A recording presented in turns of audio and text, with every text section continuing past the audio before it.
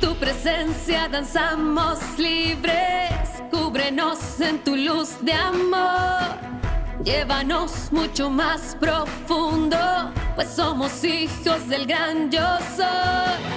Oh Dios, siempre con nosotros, susurrando restauración. Haz de nuestro ser tu morada, tuya somos. Tu iglesia clama hoy, abre los cielos con poder. Enaltecido eres Dios, rompe tinieblas, brilla en gloria. Oh, oh,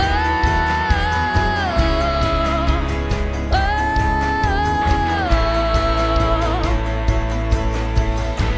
En tu presencia danzamos libres, cúbrenos en tu luz de amor. Llévanos mucho más profundo, pues somos hijos del gran yo soy. Oh Dios, siempre con nosotros, susurrando restauración. Haz de nuestro ser tu morada, tuyo somos. Tu iglesia clama hoy, abre los cielos con poder. Enaltecido eres Dios, rompe tinieblas, brilla en gloria. Tu iglesia clama hoy, abre los cielos con poder. Enaltecido eres Dios, rompe tinieblas, brilla en gloria. Tú eres rey,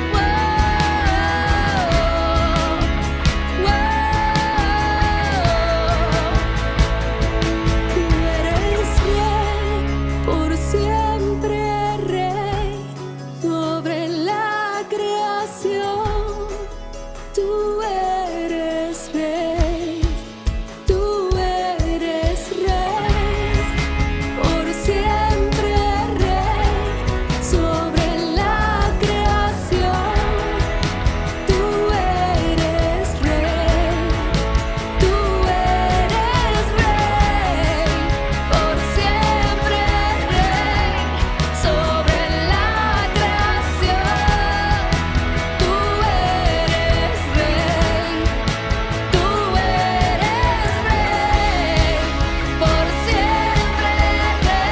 sobre la creación. Tú eres rey, tú eres rey,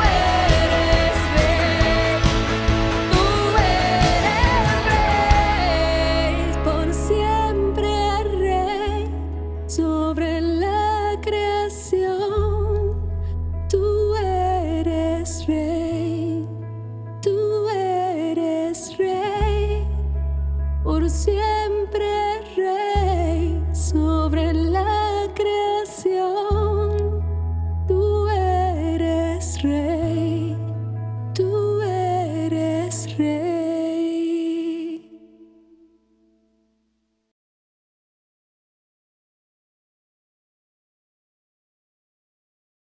Hola, ¿cómo están todos? Qué bueno poder reunirnos una vez más. Nos da mucha alegría poder compartir la palabra a través de este medio y orando a Dios para que usted y su familia se encuentren bien, que la bendición de Dios repose sobre su casa.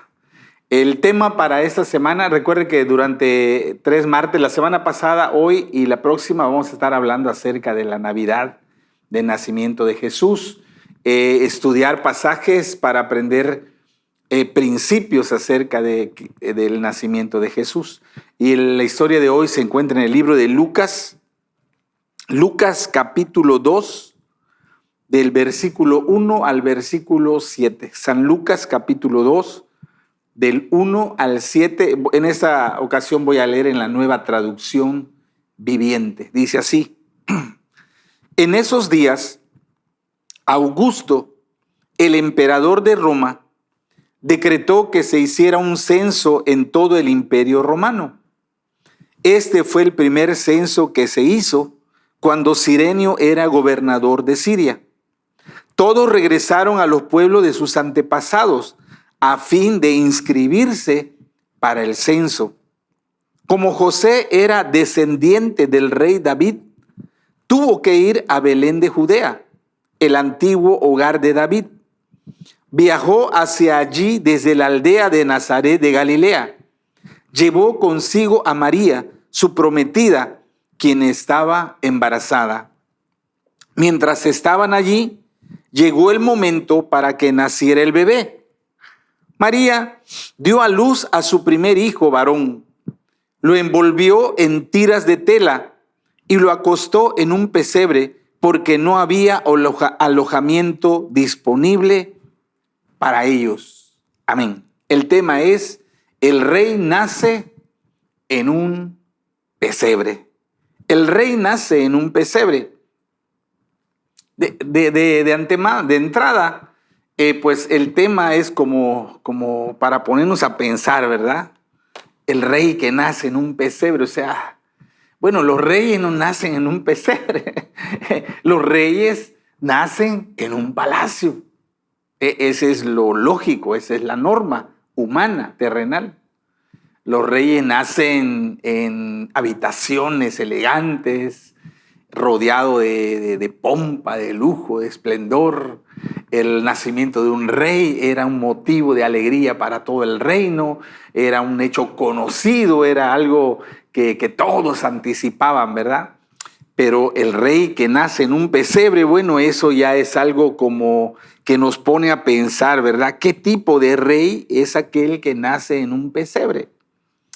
El nacimiento de Jesús fue planeado anticipadamente por el Padre. Nada ocurrió por casualidad, sino fue siguiendo un diseño divino.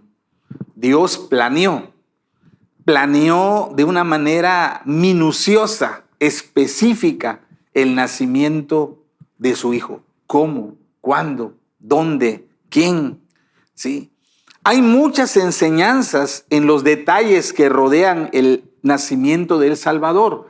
Esas historias que quedan en los evangelios no son solo para recordar, para decir, ay, qué bonito, ay, cómo me hubiera gustado ir al pesebre, o sea, sino esas historias tienen enseñanzas, tienen principios que nosotros debemos de saber, de entender, porque nos enseña de un Dios de propósito, de un Dios de intención, de un Dios de planes, de un Dios que guía el curso de la vida, de la historia, de los acontecimientos de los seres humanos y los guía a sus propósitos eternos. Y esas historias nos transmiten un mensaje acerca del amor, del cuidado, de la provisión, de la guía de Dios para todos nosotros. Así que estudiemos: el rey nace en un pesebre. Y lo primero que quiero destacar está en los versículos 1 al 5, dice así: en esos días, Augusto, el emperador de Roma, decretó que se hiciera un censo en todo el imperio romano. Este fue el primer censo que se hizo cuando Cirenio era gobernador de Siria. Todos regresaron a los pueblos de sus antepasados a fin de inscribirse para el censo.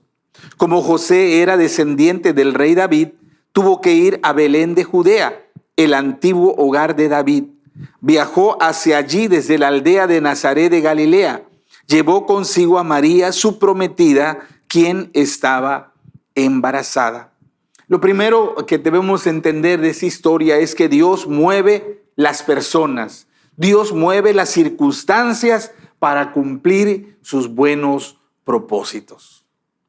Dios mueve personas, Dios mueve los sucesos, los acontecimientos humanos para cumplir sus buenos propósitos. Dice que en esos días Augusto, el emperador romano, decretó que se hiciera un censo en todo el imperio. El emperador era la autoridad máxima de Roma, era casi considerado un dios. Y el emperador tomó la decisión de hacer un censo, de que eso implicaba que cada familia judía debía de ir al lugar de procedencia de su linaje, ¿sí? Por ejemplo, para que entiendan, es como como que de pronto haya un censo y digan todos los que son de Campeche tienen que venir a Campeche, aunque estén en otros estados, aun si vivieran en otros países, tienen que venir al lugar de su nacimiento para ser censados.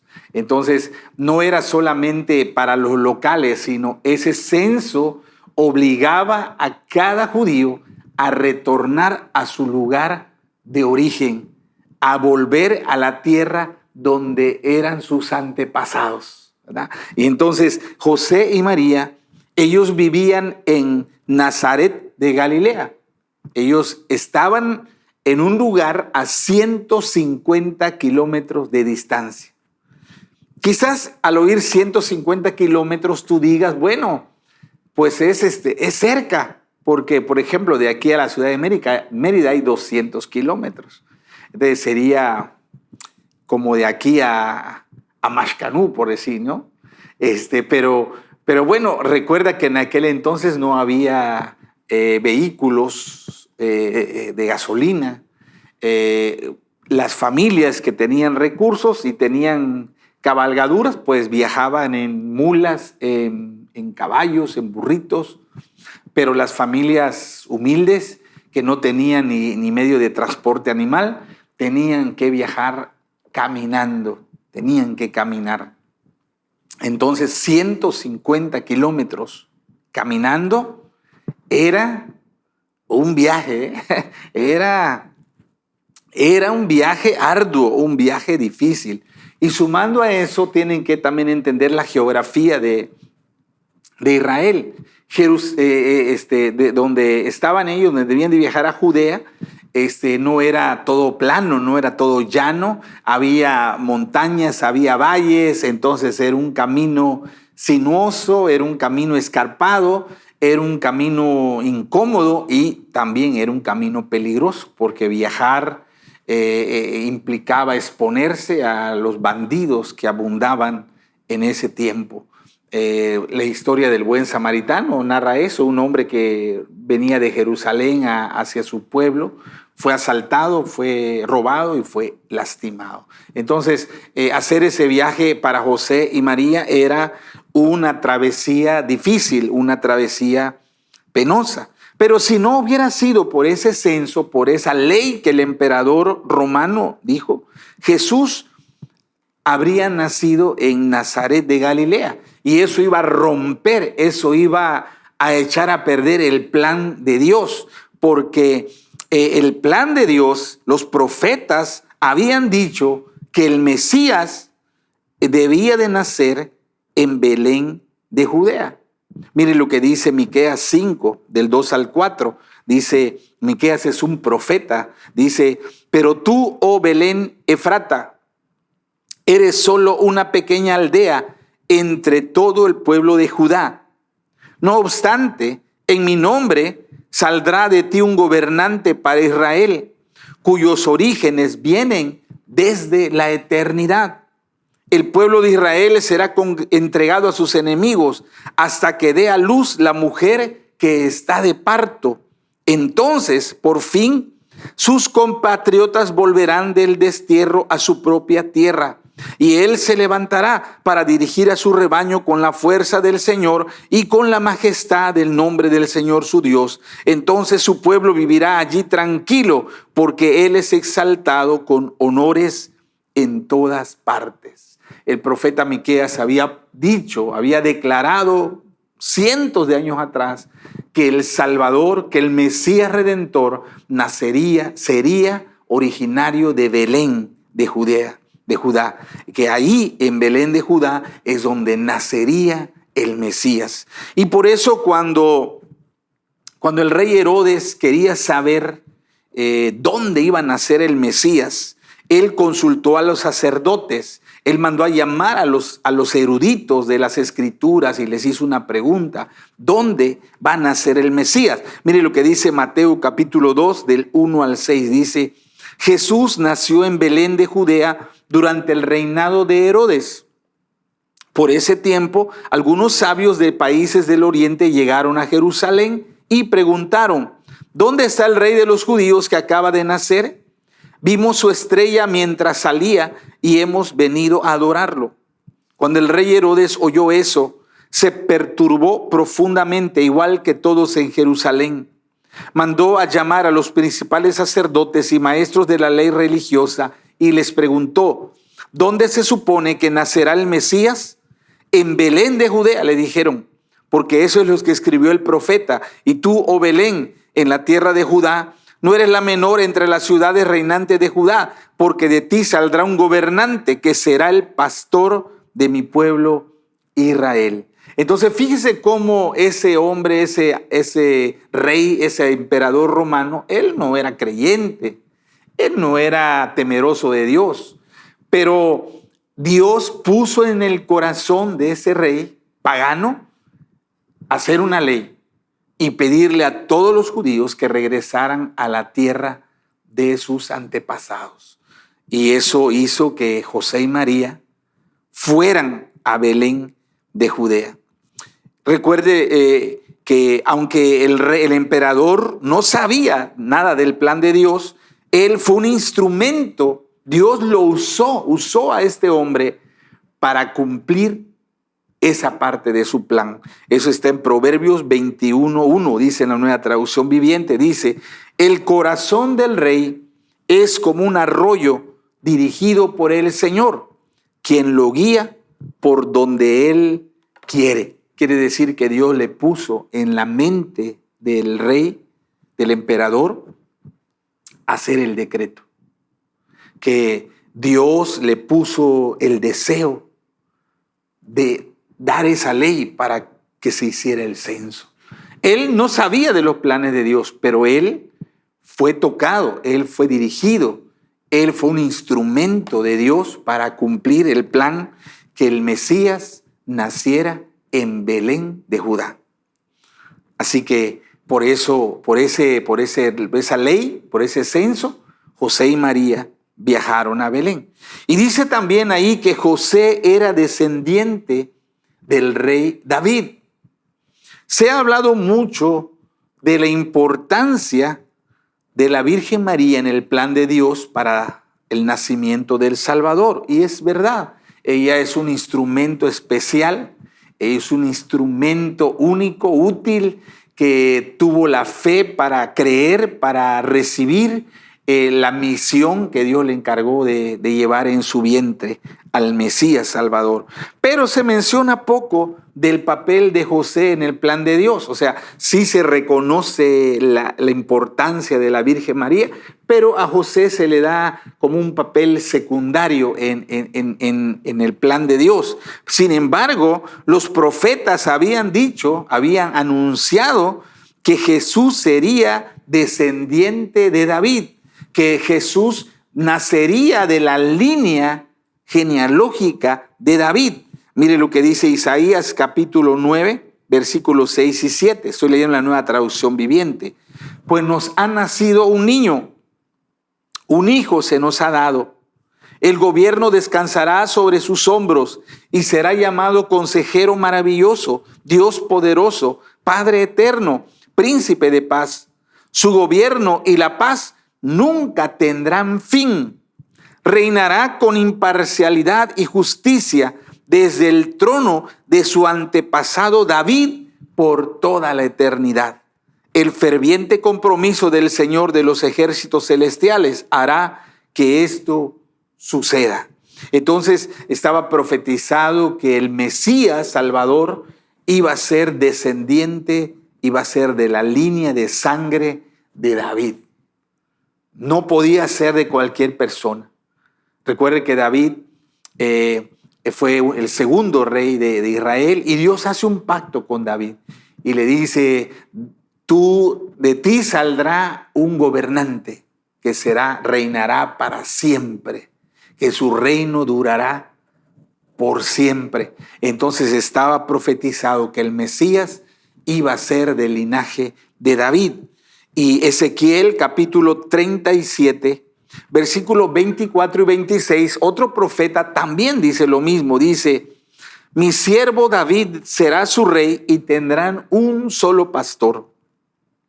Obedecerán mis enseñanzas, y se asegurarán de cumplir mis decretos. Vivirán en la tierra que le di a mi siervo Jacob, la tierra donde vivieron sus antepasados. Tanto ellos como sus hijos y nietos vivirán allí para siempre, de generación en generación. Y mi siervo David será su príncipe para siempre.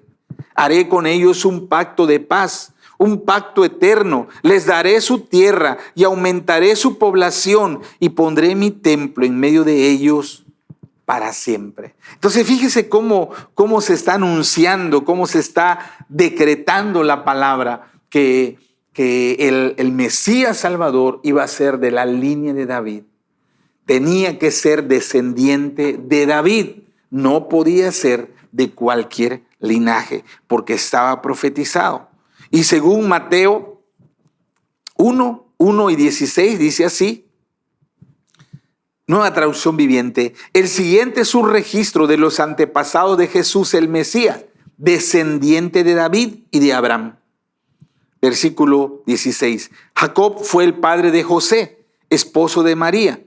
María dio a luz a Jesús, quien es llamado el Mesías. Cuando se establece los antepasados de Jesús, trazan y dicen que José era del descendiente del rey David, ¿no? Descendiente de David. Jacobo fue el padre de José. Y si siguen la línea, verán que Jacobo, su papá de José, tenía el vínculo de sangre con el rey David. Pero no solo eso, también el ángel, cuando se le aparece a José, escuche lo que le dice el ángel a José en Mateo 1 del 18 al 20. Dice, este es el relato de cómo nació Jesús el Mesías. Su madre María estaba comprometida para casarse con José, pero antes de que la boda se realizara, mientras todavía era virgen, quedó embarazada mediante el poder del Espíritu Santo. José, su prometido, era un hombre justo. No quiso avergonzarla en público, por lo tanto, decidió romper el compromiso en privado. Mientras consideraba esa posibilidad, un ángel del Señor se le apareció en un sueño. José, escuchen, hijo de David, le dijo el ángel, no tengas miedo de recibir a María por esposo, porque el niño que lleva dentro de ella fue concebido por el Espíritu Santo. Entonces, cuando el ángel se le aparece a José, le dice, José, hijo de David, como dice hijo de David, tú eres del linaje de David, tú eres de la descendencia del árbol genealógico de David. Entonces, recuerden que el Mesías iba a ser del linaje de David. Y aunque José no fue el padre biológico de Jesús, porque él fue engendrado por el Espíritu Santo, sin embargo, él fue su hijo, su padre legal. Él le dio su apellido, él lo reconoció como su hijo.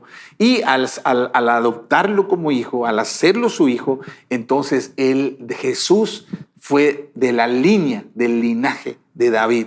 Por eso algunos personas en el tiempo de Jesús le decían así, Jesús, hijo de David, le decían, perteneciente al linaje de David. Entonces vean cómo José, que era un hombre justo y temeroso, era descendiente de David.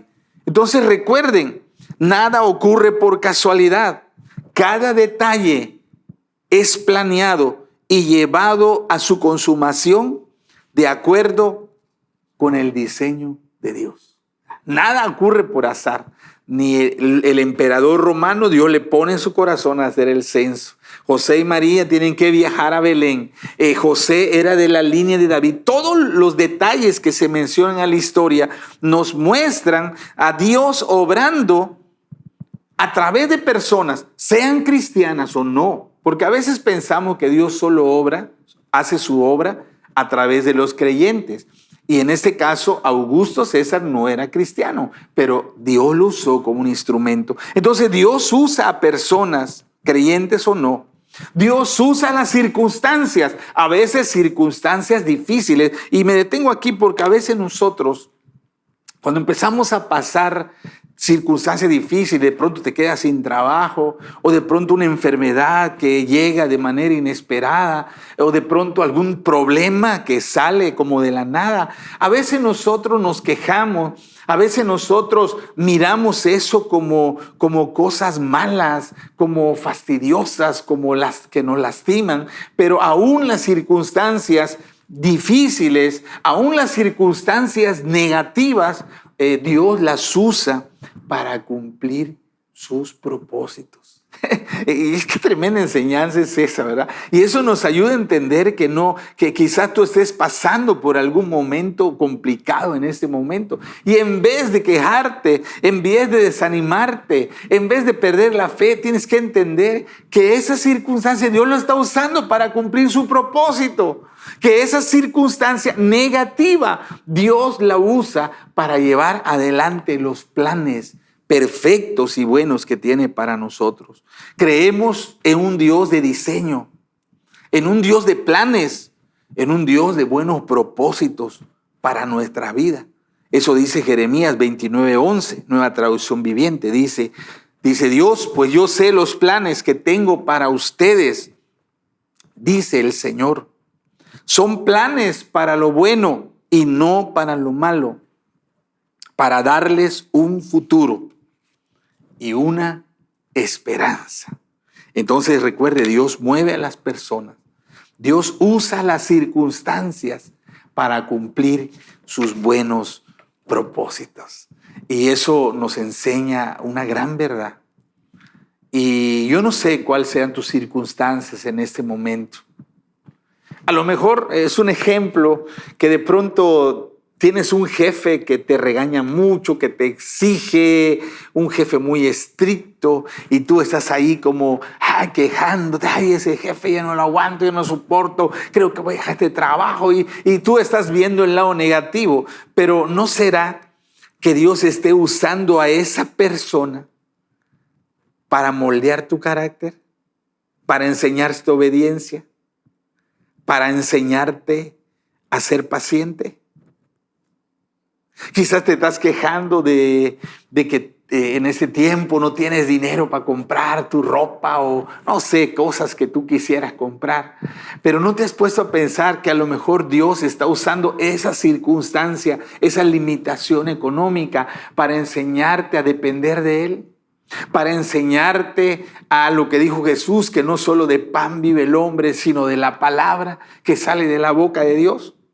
Entonces, este nos enseña que Dios usa personas, que Dios usa las circunstancias para cumplir sus buenos propósitos. Así fue en el caso del nacimiento de Jesús, y así es el caso en tu vida y en mi vida. Así que veamos las cosas desde la óptica de Dios, no de los hombres. Lo segundo que quiero compartir está en los versículos 6 y 7. Dice así la palabra: y mientras estaban allí en Belén, llegó el momento para que naciera el bebé. María dio a luz a su primer hijo varón. Lo envolvió en tiras de tela y lo acostó en un pesebre, porque no había alojamiento disponible para ellos. Lo segundo que quiero compartir es que los tiempos de Dios son perfectos. Sus propósitos se cumplen en el momento preciso. ¡Wow! Dios cumple sus promesas y sus propósitos en el tiempo justo. Dice, mientras estaban allí en Belén, lejos de su casa, llegó el momento para que naciera el bebé. Todo encaja a la perfección. Es como si Dios tuviera piezas de un rompecabezas, ¿verdad?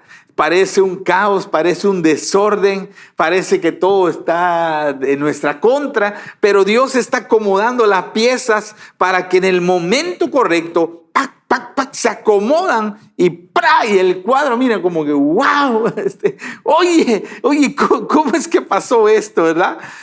Las personas correctas en el lugar correcto, en el tiempo correcto. Qué tremendo, ¿verdad? Dios tiene tiempos perfectos. Cuando las personas correctas están en el lugar correcto, en el tiempo correcto. Eso dice Gálatas capítulo 4, versículo 4 y 5, dice, Nueva Traducción Viviente. Sin embargo, cuando se cumplió el tiempo establecido, Dios envió a su Hijo, nacido de una mujer y sujeto a la ley. Dios lo envió para que comprara la libertad de los que éramos esclavos de la ley, a fin de poder adoptarnos como sus propios hijos. Cuando se cumplió el tiempo establecido. Otra traducción dice, cuando llegó el día señalado, el momento de Dios. Qué maravilloso es nuestro Dios. Él nunca se adelanta. Él nunca se atrasa. A veces nosotros nos impacientamos porque Dios ha hablado su palabra. Dios ha dado promesas a nuestra vida, a nuestra familia. Y nosotros queremos que sea en nuestro tiempo. Nosotros esperamos el cumplimiento en el momento que nosotros consideramos que es el adecuado. Sin embargo, recuerda que Él no se adelanta, Él no se atrasa. Él tiene un tiempo perfecto. Tiene un tiempo perfecto. Entonces, ¿qué debemos hacer? Debemos seguir en el proceso de Dios. Yo sé que algunos de ustedes están en procesos de Dios. Yo sé que algunos de ustedes han recibido palabra de sanidad y siguen enfermos. Tienen que seguir en el proceso de Dios. Yo sé que algunos han recibido palabras de prosperidad y en este momento están en carencias. Necesitan seguir en el proceso de Dios. Yo sé que han recibido palabra de restauración familiar y ese tiempo parece lejano. Necesitan seguir en el proceso de Dios. Dios tiene un tiempo perfecto. Necesitamos esperar con paciencia el día que Dios tiene señalado para cumplir su promesa. ¿Recuerdan a José? Dios le había prometido que le iba a poner en un lugar de honra, que él iba a ser un gobernante, que muchos lo iban a servir, se iban a inclinar a él. Pero José estaba en una cárcel. Su condición no era lo que la palabra había dicho, que iba a estar en un lugar de honor, y estaba en una cárcel, preso, injustamente. Dios estaba trabajando en el carácter de José. Dios estaba usando personas, en este caso usó a sus hermanos que le tuvieron celos, usó a la mujer de Potifar para acusarlo injustamente, usó al jefe de la guardia. Dios estaba usando personas, circunstancias para moldear el carácter de José, para que cuando fuera el tiempo correcto y él lo cumpliera la promesa que le había dado, él pudiera hacer la obra de una manera buena, de una manera correcta. Porque muchas veces cuando uno se anticipa a los propósitos de Dios, uno es inmaduro, uno no tiene la sabiduría, uno no tiene el carácter para poder hacer la voluntad de Dios, cumplir los propósitos de Dios. Por eso necesitamos aguardar con paciencia. Dios tiene un tiempo perfecto para tu vida. Así como tuvo un tiempo perfecto para Jesús, así tiene un tiempo perfecto para ti y para mí. No te desesperes, no te desesperes. Perdón. Dice, y lo acostó en un pesebre porque no había alojamiento disponible para ellos en el mesón. Debido al censo, muchas familias regresaron a Belén. A veces pensamos como que fueron malos y nadie le quiso dar hospedaje a José y a María. No. Sino que como muchos llegaron de fuera, se llenaron las casas de huéspedes. Todo se llenó. No había lugar, no había cupo. No fue por envidia o por maldad, sino eran las circunstancias. Y María ya tenía dolores de parto del camino, 150 kilómetros de viaje, una mujer embarazada. Qué difícil ha de haber sido. Y ahora ya va a dar a luz.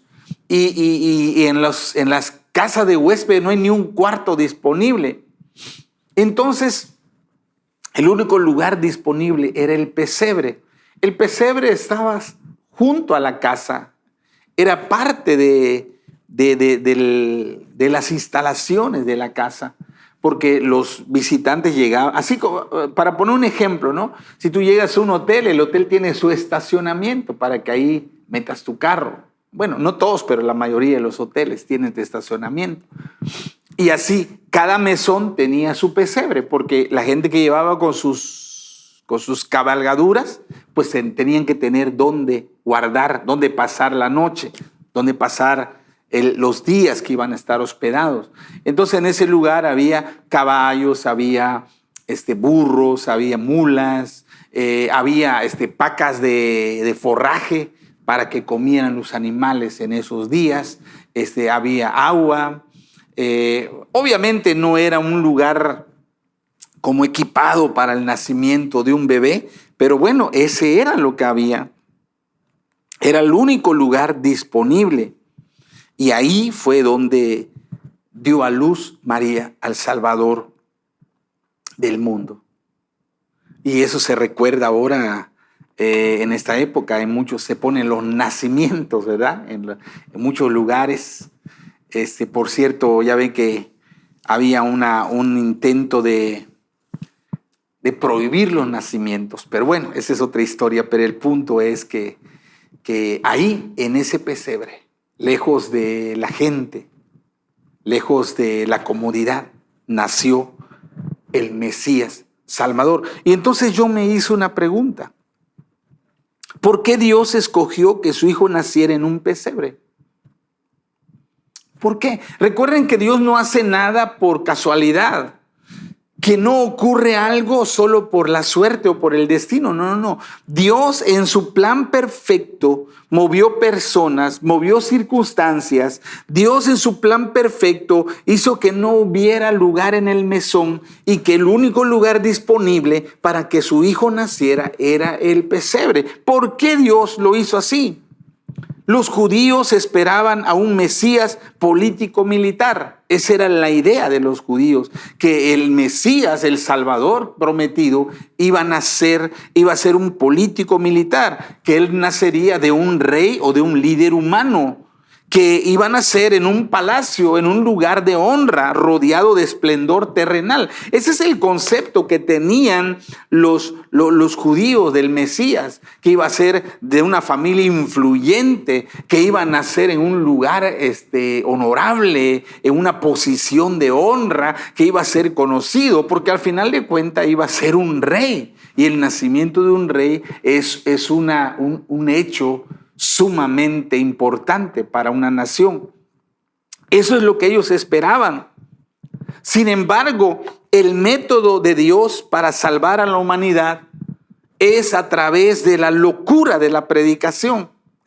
Y yo quiero decirle eso. Mire lo que dice 1 Corintios 1:21. Dice así: ya que Dios en su sabiduría se aseguró de que el mundo nunca lo conociera por medio de la sabiduría humana, usó nuestra predicación ridícula para salvar a los que creen. Dios no quería salvar al mundo a través de la lógica humana. Dios sabía que si su hijo nacía en una familia distinguida, nacía en un palacio, nacía con todos los honores, pues que lo iban a aceptar, porque eso es lo que ellos esperaban. Ya nació el Mesías, gloria a Dios, lo creemos en él, lo seguimos, pero solamente lo iban a seguir porque cumplía los estándares, cumplía las normas humanas. Mire lo que dice 1 Corintios capítulo 2, versículo 14. Pero los que no son espirituales no pueden recibir esas verdades de parte del Espíritu de Dios. todo les suena ridículo y no pueden entenderlo, porque solo los que son espirituales pueden entender lo que el Espíritu quiere decir. La mente humana no puede discernir los principios, los propósitos de Dios. Quiero que entendamos eso. ¿Por qué Dios permitió que su Hijo naciera en un pesebre? Para confrontar a la humanidad. Para que pudiéramos creer en Jesús no por la lógica, no por el razonamiento humano, sino por la fe. La fe. Con un corazón, solo las personas con un corazón humilde iban a poder aceptar, creer, reconocer que el Mesías Salvador era aquel bebé que nació en un pesebre. Las personas con una lógica humana, con un entendimiento humano, iban a decir, eso es ridículo, no puede ser, el Mesías no puede nacer ahí en un pesebre, no, esa es una locura, esa es una tontería. O sea, por eso dice, la mente humana no puede entender los propósitos de Dios, porque tienen que ser discernidos espiritualmente. Solamente aquellos con un corazón como un niño, como de niño. Mire lo que dice Mateo capítulo 11, 25 y 26 en la Nueva Traducción Viviente. En esa ocasión Jesús les hizo la siguiente oración. Oh Padre, Señor del cielo y de la tierra, gracias por esconder estas cosas de los que se creen sabios e inteligentes y por revelárselas a los que son como niños. Sí, Padre, porque te agradó hacerlo de esa manera. ¿Por qué lo hizo Dios así? Para que tengamos que tener humildad y fe. Así es como obra Dios. Dios no quiere salvar a la humanidad por la inteligencia, la sabiduría, la lógica y el razonamiento humano. Dios escogió salvar a la humanidad por la fe sencilla como de un niño, por un corazón humilde dispuesto a creer que aquel bebé que nació en un pesebre era el Hijo de Dios, el Hijo de David prometido, el Mesías Salvador. Para creer eso se necesita humildad, se necesita fe para creerlo, para aceptarlo y para recibirlo. Así que, así como ayer, hoy, el nacimiento de Jesús nos confronta. Se necesita tener un corazón humilde. Aún el día de hoy, el nacimiento de Jesús desafía nuestra lógica, desafía nuestra razón. Y por eso cuando llevamos ese mensaje, mucha gente lo rechaza porque no lo pueden entender, humanamente no lo pueden entender. Pero Dios escogió salvar al mundo por la locura de la predicación. Por eso cuando alguien te diga, estás loco, no, tú ya hablas cada tontera que hablas. Quiero que entiendas, no te extrañe. Para la gente que piensa humanamente, racionalmente, el evangelio es una locura. Los judíos rechazaron a Jesús porque ¿cómo va a ser que el Mesías haya nacido en un pesebre? ¿Cómo no puede ser? Y eso fue como un tope, eso les impidió entender los planes y propósitos de Dios para su vida. Y eso nos puede impedir entender los propósitos y planes de Dios para nuestra vida.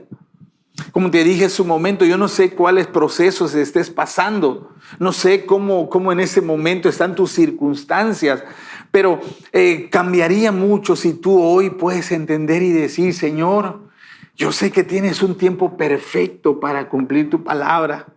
Y aunque ahora mis circunstancias son totalmente diferentes a lo que tú prometiste, pero con humildad y con fe yo creo que tú lo harás. ¿Cómo lo harás? No lo sé.